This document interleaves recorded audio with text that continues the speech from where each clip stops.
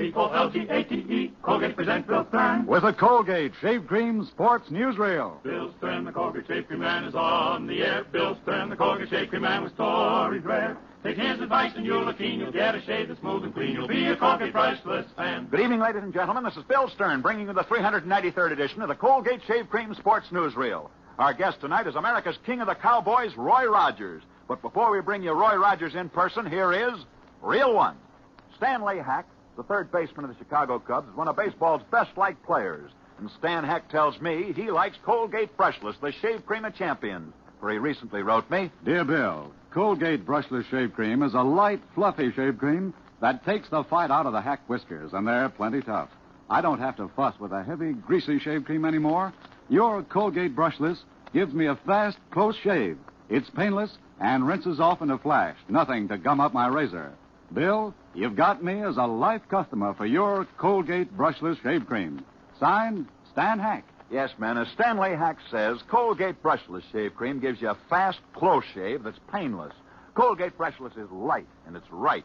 Being light and fluffy, it spreads easily. It stays moist clear through your shave. Stands your whiskers up so your razor can shear them off close and clean, but nary a pull. Or string. So just string along with Colgate Brushless Shave Cream. You see, Colgate Brushless, the shave cream of champions, is made especially for tough whiskers planted in a tender skin. If you've been promising to try Colgate Brushless Shave Cream, get yourself a jar or a tube tonight. If you're not 100% satisfied with the results, then just send the top of the carton back to me, Bill Stern, care of Colgate, Jersey City, Zone, New Jersey, and I'll see that you get double your money back.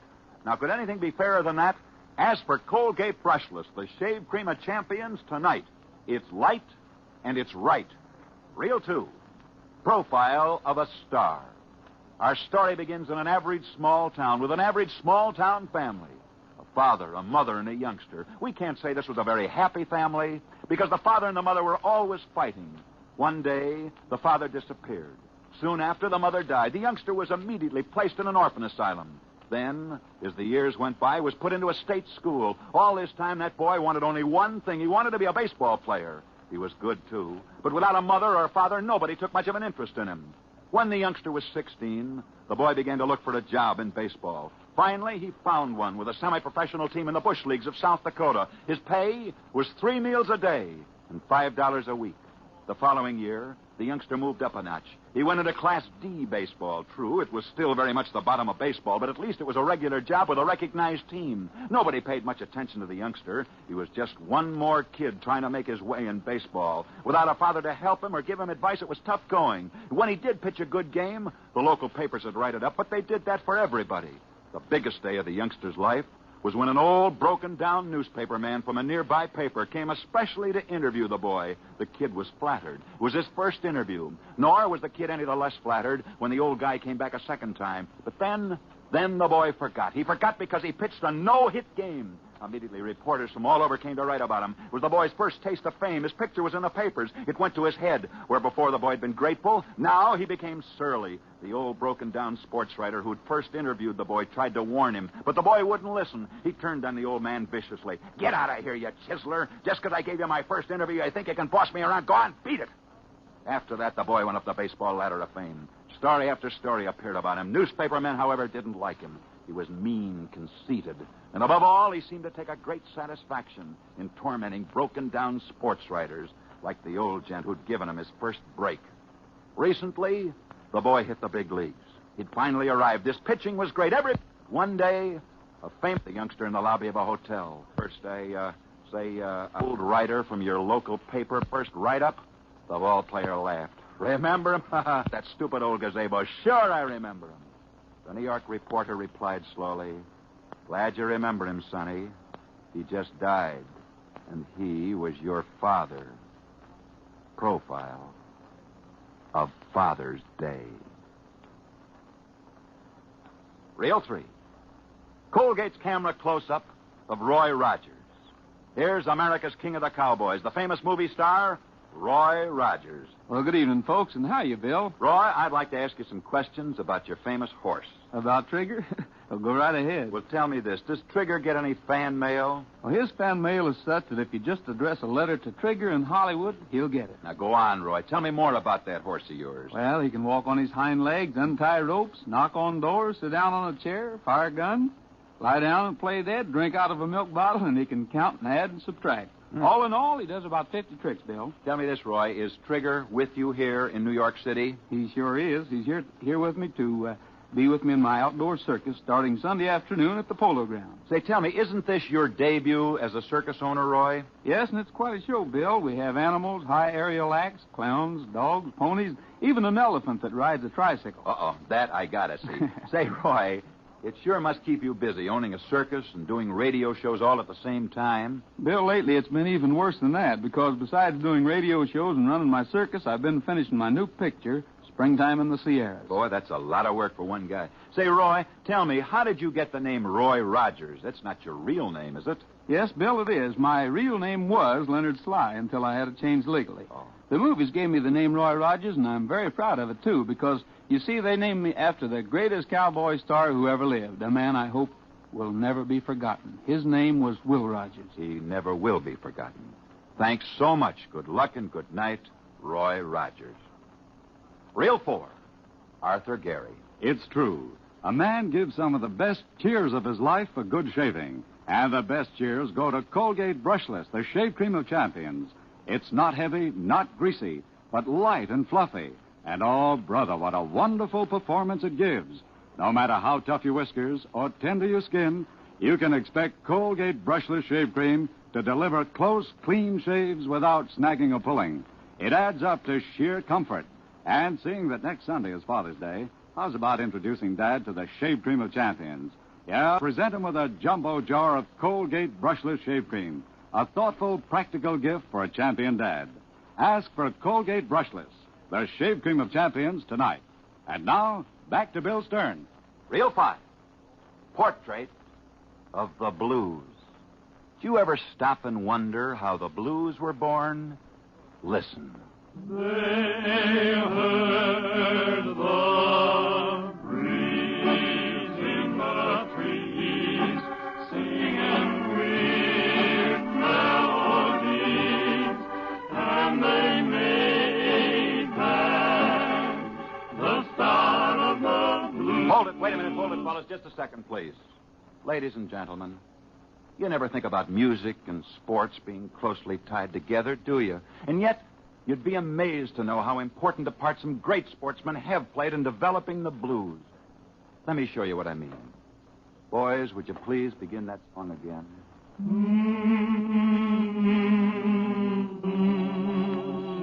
Sportsmen have played a big part in the birth of the blues. For instance, do you know who the speedboat champion of the United States is with developing popular music? For America's racing champion is a guy named Guy Lombardo. How about a youngster who wanted more than anything else in the world to play baseball? The only way his father could stop him from becoming a ball player was to buy him a trombone. He's done a lot for music, too, even though his first love was baseball. His name is Tommy Dorsey. But speaking of great sportsmen who've helped to develop the blues, how about a boy who never played football in his life, and yet even though he'd never played football, he coached a team that's never lost a game? Football is still his first love. But he's done a lot for music, too, because you see, his name is Kay Kaiser. We can't forget a boy who was trained to be an acrobat. His parents were circus performers. They taught him how to swing through the air with the greatest of ease. He was a great athlete then. Now he's as great a musician as he ever was an athlete. His name is Harry James. But in speaking of sportsmen who've done a lot to build the blues, we don't have to restrict ourselves just to the men who lead the bands that play the music. How about the men who write the music? Remember the former bantamweight champion of the world, Joe Howard? He wrote, "I wonder who's kissing her now." But other sportsmen have written other music. Out in California, there lives a man named Jimmy McHugh. Jimmy McHugh, who's done more to promote national AAU swimming races than anybody else in America. Promoting swimming races may be his hobby, but he wrote a song called "On the Sunny Side of the Street." Yeah, some great sportsmen have had a lot to do with the birth of the blues. Do you remember a gent named Harry Ruby? You should. He's the only man living in America who ever received a tryout with all 16 Major League Baseball teams in America. And he wrote a song called "Oh, What a Pal Was Mary." And speaking of sportsmen who've written music, you ever hear the story of a man who took up golf 1 year and a year later won the City of Chicago Golf Championship? His name was Isham Jones. People today forget that it was he who wrote, "It Had to Be You." But by now you must see what I mean. The birth of the blues in America has been helped tremendously by athletes who played the music. It's been helped by other athletes who wrote the music. But there are still others who made this music popular by singing it. Remember a guy named Jolson? And as we parade down through the years, recalling the great singing stars of yesterday, do you remember the boy who came along to take Al Jolson's place? The boy who gave up a career in tennis to stick to music? He wanted to be America's leading tennis player. Instead, he became America's leading singer, Rudy Vallee. And the next great singing star to come along probably did more for music than any man living, and yet music's only his second love. Racehorses come first. Few people can sing a song the way that he can, and yet he'd give up music for sports tomorrow if he could. His name is Bing Crosby. It seems that all our great singers have been sportsmen. For the next singing sensation was a boy who wanted to become a prize fighter. He trained for fighting, even managed prize fighters, and yet he gave it all up for music. He's done a lot for music, too, for his name is Frank Sinatra. But by now you get the idea. Athletes have done a lot for the blues. But the greatest story of the blues is the story of George Gershwin.